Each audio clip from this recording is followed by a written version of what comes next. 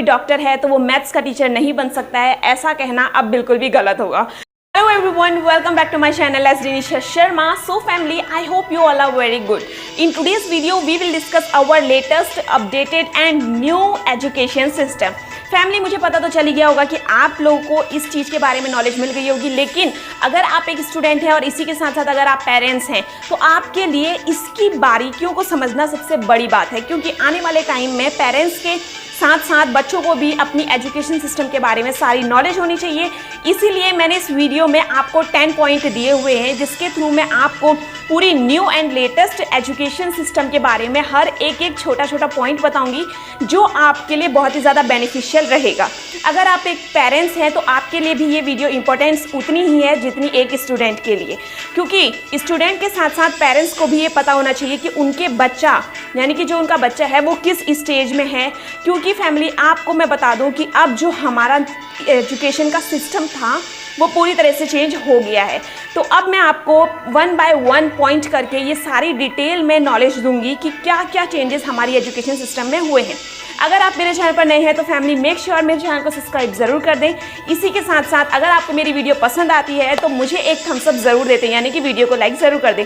Comment में मुझे ज़रूर बता के जाएँ कि अगर आपको मेरी वीडियो में कहीं पे कुछ कमी लगी है या फिर कोई चीज़ अच्छी लगी है तो मुझे ज़रूर बता के जाएं। अब स्टार्ट करते हैं नंबर 1 पॉइंट को बताने से पहले मैं आपको एक चीज़ डिस्कस कर दूं कि हमारी एजुकेशन सिस्टम में जो 10+2 का यानी कि 10+2 को हम 12th क्लास बोलते थे, तो ये जो सिस्टम है वो पूरी तरह से चेंज हो गया। सबसे बड़ी बात, इसी के साथ साथ हमारे इंडिया को डिजिटल इंडिया में कन्वर्ट करने के लिए ये एजुकेशन सिस्टम लेने वाली है बहुत बड़ा योगदान। और इसी के साथ साथ अब जो स्ट्रीम सिस्टम था, यानी कि अगर बायोलॉजी का यानी कि कोई डॉक्टर है तो वो मैथ्स का टीचर नहीं बन सकता है, ऐसा कहना अब बिल्कुल भी गलत होगा, क्योंकि हम अपने अकॉर्डिंग कोई भी सब्जेक्ट चूज कर सकते हैं। तो ये 3 जो बड़ी बातें हैं वो सबसे अच्छी बात है। पर 1 पॉइंट में जो आपको क्लियर करना चाहती हूँ वो ये है कि अब आप किसी भी स्कूल को ये नहीं बोलोगे कि वो स्कूल 10+2 है या फिर 10 है, क्योंकि हमारी एजुकेशन सिस्टम ने पूरी तरह से चेंज कर दिया है, जिसमें हमारी एजुकेशन सिस्टम ने स्कूलिंग एजुकेशन को 5+3+3+4 के सिस्टम में कन्वर्ट कर दिया है।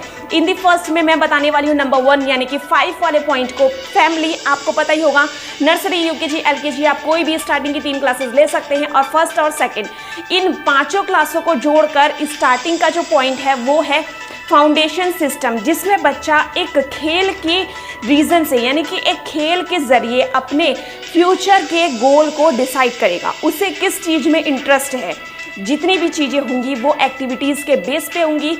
ये जो स्टार्टिंग का यानी कि जो फाउंडेशन स्ट्रीम है या फिर फाउंडेशन सिस्टम है, इसमें बच्चे को सिर्फ ये सिखाया जाएगा कि वो खेल कूद के ज़रिए और ऐसी चीज़ों के ज़रिए, एक्टिविटीज़ के ज़रिए अपने जो इंटरेस्ट को है पहचाने। ये सबसे बड़ी चीज़ है और जो सबसे बड़ी स्पेशल है, यानी कि अब किताबों का बर्डन नहीं, आपके ऊपर अपनी एक्टिविटीज़ के ज़रिए जो बर्डन पड़ेगा, आप उसको कितना सफ़र कर पाते हैं, ये सबसे ज़्यादा चीज़ अच्छी होगी, जिससे हमें बचपन में ही अपने बच्चों को समझने में बहुत बड़ी हेल्प मिलने वाली है कि उन्हें किस टाइप की एक्टिविटीज़ में इंटरेस्ट है और वो फ्यूचर में जाके किस चीज़ में इंटरेस्ट ले सकते हैं। फैमिली, नंबर 2 पॉइंट में हम डिस्कस करेंगे 5 के बाद जो 3 है उस वाले पॉइंट में। फैमिली, 3rd, 4th और 5th इन तीनों क्लासेस का जो मिक्सचर है वो लिया गया हुआ है 2nd पॉइंट में, जिसमें हमें उन्हीं सब्जेक्ट्स के बारे में नॉलेज दी जाएगी जो हमारे फ्यूचर में हमारे काम आने वाले हैं, जिससे हमारे फ्यूचर गोल को अचीव करने में हमारी हेल्प होगी। हमें सिर्फ उन्हीं सब्जेक्ट्स को अब पढ़ना है। अब बात करते हैं 3rd वाले पॉइंट की, जिसमें मैंने लिया है नेक्स्ट वाले 3rd को, जिसमें हमारी जो क्लासेस हैं वो हैं 6th, 7th, 8th। इन 3 क्लासेस में हमें सिखाई जाएगी जो सबसे बड़ी 2 चीज़ हैं, वो फर्स्ट है कोडिंग और सेकंड है हमारी जो चीज़ें हैं, जो हमारे सब्जेक्ट्स हैं उनमें हमें एक्टिविटीज़ के ज़रिए समझाया जाएगा, यानी कि हमारी जो एजुकेशन सिस्टम है उसको टेक्निकल बनाया जाएगा, जिससे हमें समझ ज़्यादा आए। यानी कि आपको अब सिर्फ किताबी कीड़ा ही नहीं, किताबी कीड़े के साथ साथ आपको बनना है टेक्निक का कीड़ा, जिसकी वजह से आप अपने फ्यूचर में वो सारी चीज़ें अचीव कर पाओगे जो आपके लिए बहुत ही ज़्यादा बेनिफिशियल है। फैमिली, नंबर 3rd पॉइंट में जहाँ पे हमें मिलेंगी अपनी 6th, 7th, 8th ये तीनों क्लासेस में जो हम सबसे बड़ी 2 चीज़ें सीखेंगे वो है, फर्स्ट है यहाँ पे कोडिंग और सेकंड है प्रैक्टिकल ट्रेनिंग। यानी कि 6th, 7th, 8th क्लास में ही हमें अपने जो भी हमारा सब्जेक्ट है, जो भी हमारे इंटरेस्ट हैं, उसमें हमें प्रैक्टिकल ट्रेनिंग दी जाएगी, जिसकी वजह से हम चीज़ों को आसानी से समझेंगे। क्योंकि हमारे इंडिया में प्रैक्टिकल नॉलेज बहुत ज़्यादा कम है, जिसकी वजह से ही स्टूडेंट को अपना रियल इंटरेस्ट को पहचानने में बहुत ज़्यादा प्रॉब्लम आती है। अब जो यहाँ पे सेकंड चीज़ है वो है कोडिंग। कोडिंग नेसेसरी कर दी गई हुई है, जो हमारी है 6th क्लास से ही। ये सबसे बड़ी अच्छी चीज़ है, क्योंकि कोडिंग के ज़रिए हम बहुत सारी चीज़ों को, जो काम 5 मिनट में होने वाला है वो सिर्फ हम कुछ सेकंड्स में ही कर सकते हैं। सो कोडिंग की जो ये चीज़ है वो बहुत ज़्यादा अच्छी है। फैमिली, अब चलते हैं 4th वाले पॉइंट में। फैमिली, जो 4th वाला पॉइंट है वो सबसे बड़ी चीज़ है कि 9, 10, 11, 12 को एक 4 क्लास का शेड्यूल बना दिया है। यानी कि फैमिली, जैसे ही बच्चा 10th क्लास पास करके 11, 12 में जाता था, उसके ऊपर किताबों का इतना बड़ा बर्डन आ जाता था कि उसे अपनी पूरी लाइफ का जो डिसीज़न है वो सिर्फ 11th और 12th के बेस पे लेना पड़ता था। बट अब ऐसा नहीं है। आपको यहाँ पे 4 क्लासेस दी जाएंगी, 9, 10, 11, 12, जिसमें आप एक एडिशनल सब्जेक्ट भी रख सकते हैं। 5th टॉपिक फैमिली, मैं आपको बता दूं, जो स्ट्रीम सिस्टम होता था, आर्ट स्ट्रीम, साइंस स्ट्रीम, या फिर आप इसी के साथ साथ ले सकते हो मैथ्स स्ट्रीम, या जो मर्जी कह लो। हम भैया पहले ही मैंने क्लियर कर दिया है कि अगर डॉक्टर बन सकते हैं तो डॉक्टर ही बन सकते हैं, मैथ्स के टीचर नहीं बन सकते। तो जो स्ट्रीम सिस्टम था वो पूरी तरह से हो चुका है ख़त्म। आप लोगों के लिए बहुत अच्छी न्यूज़ आ रही है यार। अब तो आपको फ्यूचर में बड़ी अच्छी जॉब के साथ साथ बहुत सारी फैसिलिटीज़ भी मिलने वाली है, वो भी आपके स्कूल टाइम से ही को, यानी कि बोर्ड सिस्टम को, उसका बर्डन हल्का करने को। एक और चीज़ हो गया है, इंग्लिश का हो गया है पत्ता साफ। जैसे कि हमारे हिंदी मीडियम के बच्चे और हम लोगों के लिए इंग्लिश में बहुत ज़्यादा प्रॉब्लम को हमें फेस करना होता था। इंग्लिश के सब्जेक्ट आने से पहले हम बहुत ज़्यादा डर जाते थे, लेकिन अब क्या है कि हम अपनी मदर लैंग्वेज में अपने बोर्ड एग्जाम्स को भी आई थिंक दे सकते हैं। लेकिन 5th क्लास तक आपको अपनी मदर लैंग्वेज में पढ़ने का पूरा हक है। आप अपनी मदर लैंग्वेज में वो सारे सब्जेक्ट्स पढ़ सकते हैं, अपनी आंसर शीट को अपनी मदर लैंग्वेज में लिख सकते हैं। तो फैमिली, अब आपको पता ही चल गया होगा कि इतने ज़्यादा न्यू जो आपके लिए फैसिलिटीज़ आए हैं वो सिर्फ आपके लिए हैं, ताकि आप अच्छे पढ़ें और आपके मेंटली प्रेशर को कम किया जाए।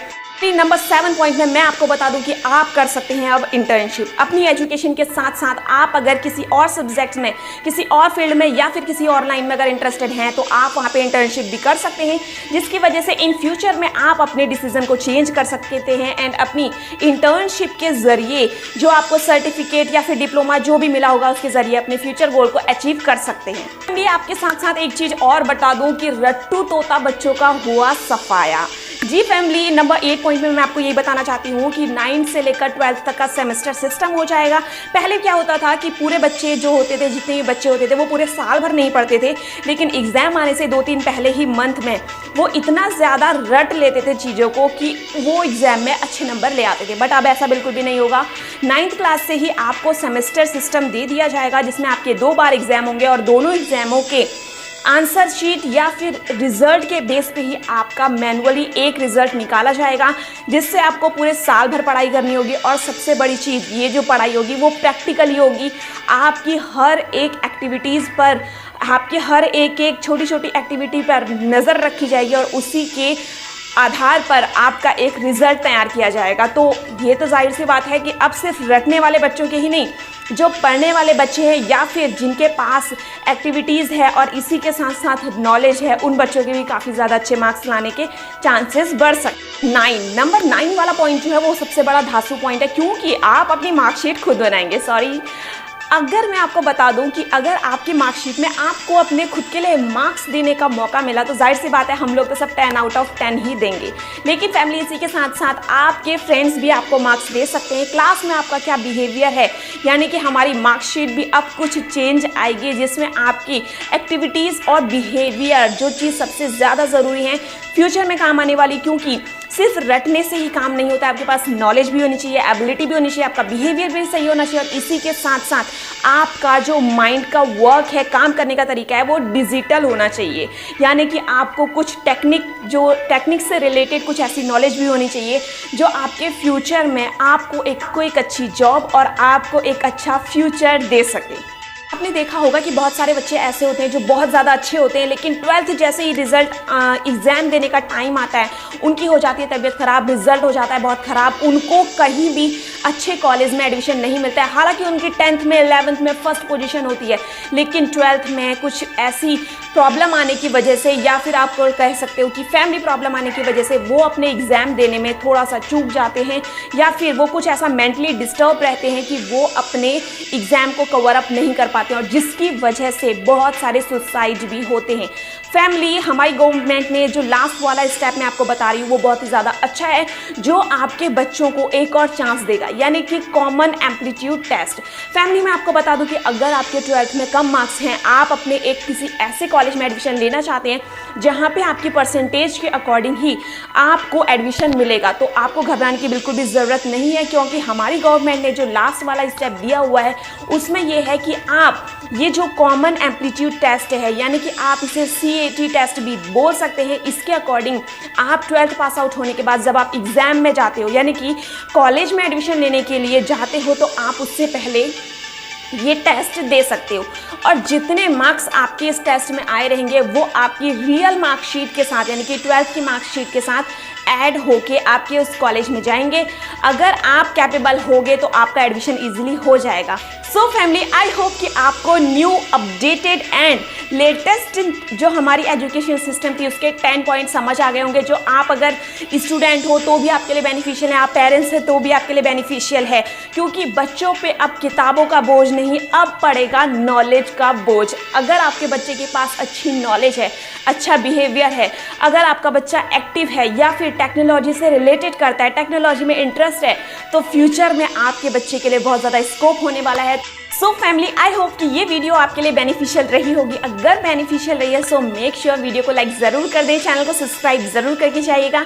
मिलते हैं नेक्स्ट वीडियो में, तब तक के लिए टेक केयर, बाय बाय। लेकिन इन द लास्ट में अपनी कमेंट ज़रूर लिखिएगा कि मेरी इस वीडियो में अगर आपको कोई कमी लगी है तो वो भी मुझे ज़रूर बताइए, और कुछ अच्छी बात लगी है तो वो भी ज़रूर बताइए।